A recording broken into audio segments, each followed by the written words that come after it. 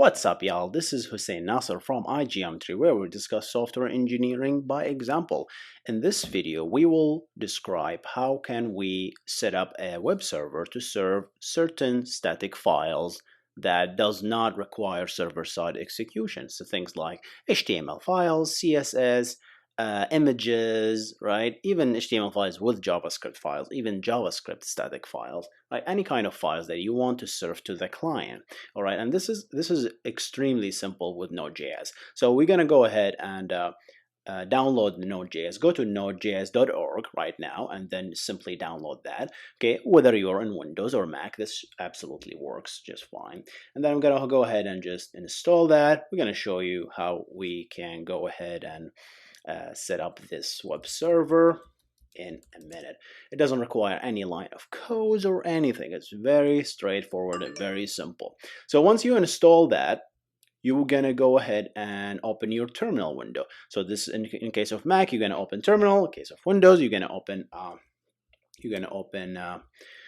your command prompt, okay? And you're gonna write with Node. When you install Node, there is a package manager called npm that gets installed, and with that, we're gonna use it to install one of the best packages for serving HTTP static files, okay? And this is called http-server. So let's go ahead and do that. So we get the command to write, and command is npm, all right, Node package manager install. I want to install something. http-server, that's the name of the package, http-server. We are spinning an HTTP server, and then this is the most important thing, -g. We want this to be global, so I can go anywhere in my computer and spin up a server in that directory and to serve files in that directory. So that's the trick here, okay? What we forgot to do here is actually we have to do sudo before that, because this is like an administrative operator, okay? Once you do that, in case of Mac, you're gonna do sudo. In case of Windows, you're gonna run this command prompt as administrator, okay? So sudo npm install http server -g, and you're done essentially, okay? So let's go ahead and go to one of our folders, and let's create a test web, anything really, right? Just I want to create a folder here called test web, and there we're going to create an index.html file. And in this index.html file, I'm going to create a nice HTML file here. Okay, just basic stuff. Header 1, hello world, this is served via my web server. So we're going to actually turn your laptop into a web server. Let's go ahead and do that. Okay, so you can use your favorite editor to write your JavaScript, your HTML files, right?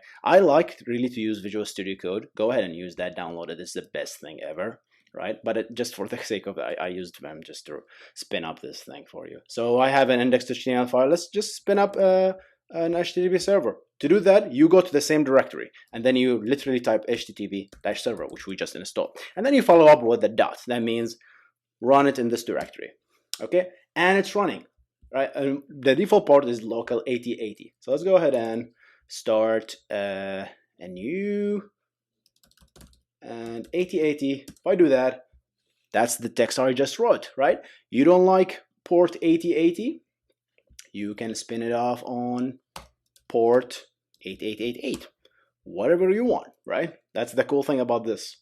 You can do 8888, and there we go, right? You can use the machine name, not necessarily localhost, right? You can use machine name, which is Hussein Mac, and then you can use the same thing if you're in the same Wi-Fi, hook it to your mobile, and then type in Safari or web browser Hussein Mac :8888. You'll be served with this. And if there's JavaScript files, which actually it's pretty cool, let's just go ahead and add some JavaScript file just to be fun here, so we know these things actually work, right? Because if you double click HTML files, JavaScript doesn't necessarily JavaScript has been executed. So it's just like quick JavaScript here, nothing fancy. And if I do that, obviously I closed my, so I have to do that and then refresh, and there you go, some JavaScript has been executed. Okay, so that was HTML files. How about images, right? So we're gonna go ahead and go to the folder test web that I just created, and then just pasted an image here, right? And just by doing that, if I do slash, what was the name of the image? Book.png. That's actually my book. If I do that, I'll be served immediately with the image. Can you imagine? That's pretty cool, isn't it? Right. So like if I close this now. All right, so if I want, for example, to put an image in my HTML file, I can do this very easily, right? Right above my script, I can do image source equal book.png, since the image is actually served in the same directory, right? I can safely do that.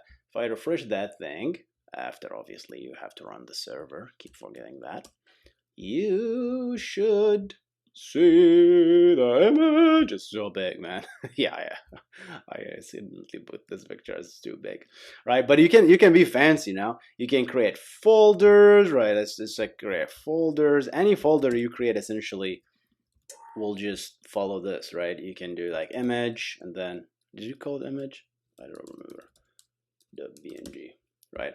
And if you do that, by the way, you can even list that, and you can disable that as well if you want to. Like the HTTP server will allow you to disable directory listing and do all that stuff. I'm gonna reference the official help of HTTP server. All right, guys, that's all for me today. Hope you enjoyed this episode. Like this video if you like it. Subscribe to the channel. Consider subscribing. There's a lot of software engineering going on here. Tutorials, programming tutorials, a lot of cool stuff. All right, guys. See you in the next one. Goodbye.